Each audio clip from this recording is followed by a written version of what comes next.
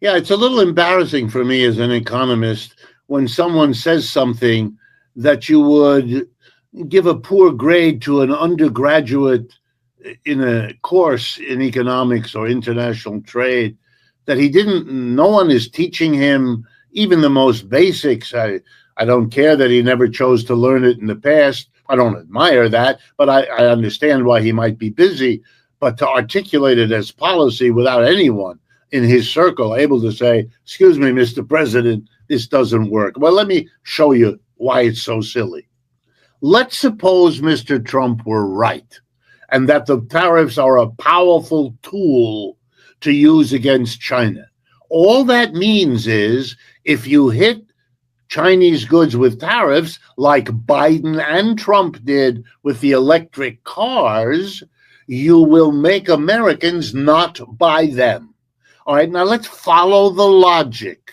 An American company is producing something that competes in the world with a company in Africa and another company in Europe.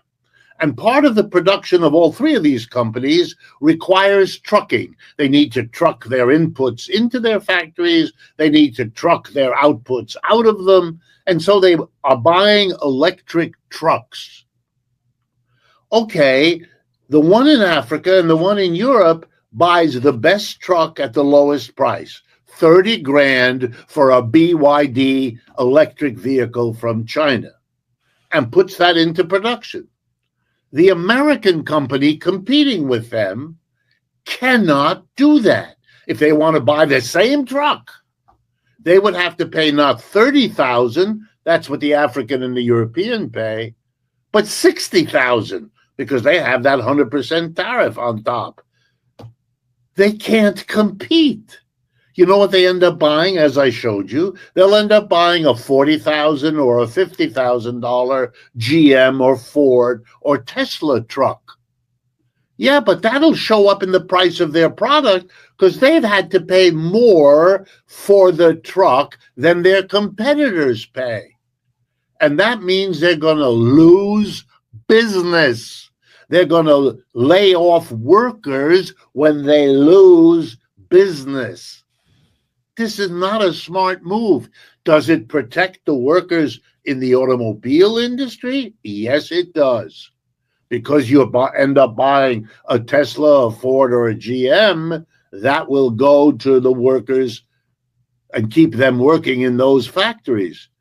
But you can't stop the story here. That's ridiculous, the way Mr. Trump does. You have to ask, well, what are the consequences of such a tariff? And I just gave you one. Can we know in advance whether there might not be more Americans losing their jobs because Americans become uncompetitive than there are people who keep their job because they're protected by the tariff? The answer is, I don't know. But here's something to keep in mind. Mr. Trump doesn't know either. Nobody does. That will have to be played out in the real world over the next 2 or 3 years. But the glib way Mr. Trump talks is silly. Here's a second way it's silly. The Chinese are not sitting there like bumps on a log watching all of this. They have an embassy here. They keep real close track of what Mr. Trump says and does. If it turns out that the big policy Mr. Trump has is tariffs, then the Chinese will do exactly what you know they'll do, which is try to figure out how to evade and avoid that weapon. And here's what they have done so far. They have made sure to cultivate markets around the world. And they've gone, for example, to Europe and said, we've got the best, cheapest electric car. Why don't you buy them? In other words, they want the Europeans to make up for whatever market they lose in the United States, and that's exactly what they've done. And you can be damn sure that's what they're going to do. And you know what that means? That the weapon to change China that he thinks he has won't work, because the Chinese have reacted to it to defend themselves. as anybody would, except they have an alliance with enough other countries to make it relatively straightforward where they go and what they have to do to nullify the impact of American strategy. If I were advising Mr. Trump, that would be to explain to him why that's not smart what you're saying, and would be even less smart if it's what you do. American governments, since Richard Nixon and Henry Kissinger went to Beijing to open China up back in the 1970s, that's half a century ago, since that time, American policy has been driving China, so it said, to become more like the United States, a free market economy, change its ways. What did China do? Smile. It changed nothing. And the reason is not difficult. It's because China has experienced the fastest economic growth over the last 40 years of any country on this planet. Way faster growth than the United States could enjoy over the last 40 years. Why should they change their system? It's working wonderfully for them.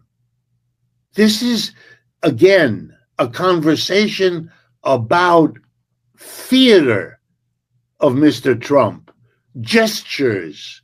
I'm taking Greenland. I'm taking the Panama. These are gestures made to convey the image of a powerful leader who does first for America. It's good theater. It got him the presidency.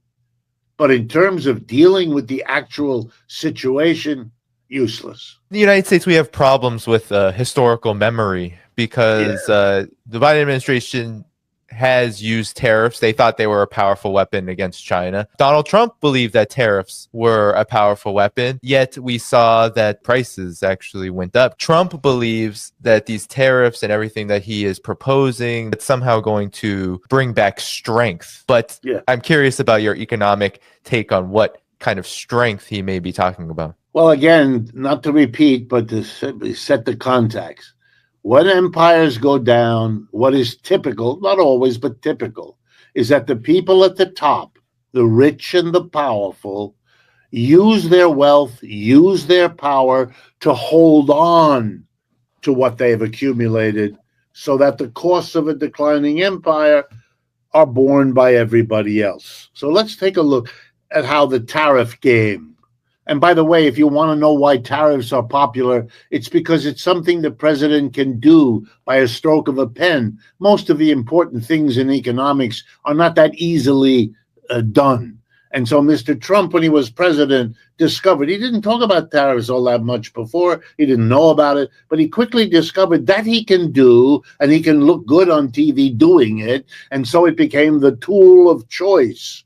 You know, it's really about the way the system works, and he just takes advantage of it. It's not something particularly effective about tariffs. But if he does it, which he looks like he's going to, the first thing everybody has to understand is that tariffs are a cost imposed on the American buyer of anything brought into the country against whom the tariff is made. So if we put a tariff on electric vehicles from China, then an American who actually buys an electric vehicle from China will be required to pay Uncle Sam a tax for doing so.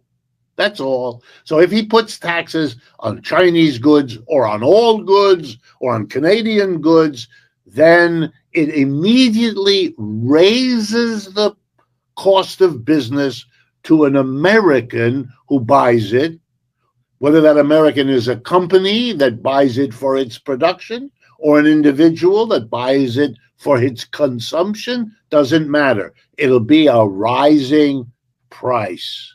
All right, now let's take the example of an American company that brings in foreign-made automobiles, say from Mexico, or French wine, or Japanese electronics, or whatever. This company now has to pay the tariff, the import duty to Uncle Sam. What is the company, the people who own the company, who run it, the board of directors if it's a corporation, the owner or the family of the business if it's a smaller outfit? They have a new cost. They have to pay money to Uncle Sam that they didn't have to pay before. Before they could buy their stuff abroad, use it here, and make that money back when they sold the output. End of story. Now they have an additional cost. What are they likely to do? We all know the employer faced with a higher cost will try, among other things, to raise the price of what he sells to recoup the extra cost that he now faces because he has to pay the tariff to Uncle Sam. So most economists will tell you one of the consequences of imposing tariffs on other countries is that you worsen the inflation at home.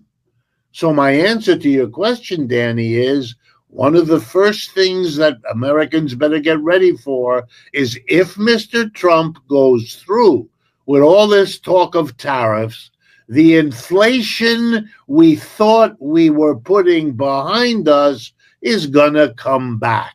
How much? No one can foretell. That depends on the interactions among capitalists and employers as they buy and sell to one another at ever higher prices. But it's a serious problem. Mr. Trump's comments on tariffs never address what that means for the inflation.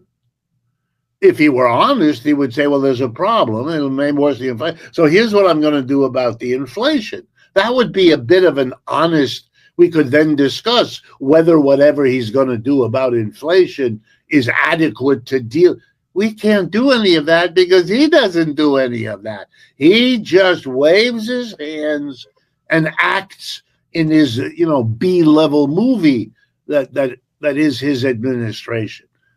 Not only that, but the countries of the world, not just China, the countries of the world can, and many of them will, hit back at the United States because their people will demand it. They're going to be laying off people because they can't sell as much in America since there's a tariff. And the people in Canada or Mexico or Europe are going to turn to their politicians and say, what do? You just allow them to do that? Let's do that to them, at least as a way to get us to have some conversation about getting rid of all of this. But don't just let them stick it to us and we just sit there with our thumbs in our mouths. So guess what? American workers are going to lose their jobs because Europe, to which the United States sells a lot, is putting tariffs up against the United States. Why? In retaliation for what Mr. Trump is threatening to do. And Ms. Sheinbaum in Mexico, the leader there, or whoever the new leader in Canada will soon be, they're going to be under enormous pressure from their own people to retaliate with tariffs. Mr. Trump has a remarkable way of talking about tariffs as if it's all a one-way street, as it's something the United States chooses or chooses not to do. But that's not the way it works at all. Never has been. You impose a tariff, you are literally provoking those against whom that tariff works to do the same back to you. And it will hurt the United States because, unlike in the past, the United States is now integrated into the world economy. It needs a lot of exports. It needs those markets. It will be hurt if it loses them. All of these factors, again, should underscore, don't take so seriously what Mr. Trump is bloviating about these days.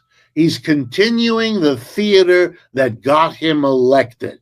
I'm really on your side. I'm not going to be held back by convention. I do the unspeakable. I say the unsayable. Yeah, I get it. That's how he did it. I'm impressed. I wouldn't have thought it were possible.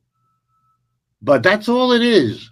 At this point, we don't know what he's actually going to try to do. We do not know whether it can be done, and we do not know what retaliation the victims of what he's doing will themselves figure out. But they're not all going to be passive and sit there and say we have to accept it. You might see the billionaires go down there, get down on one knee and beg for, yeah, he wants that, they do it.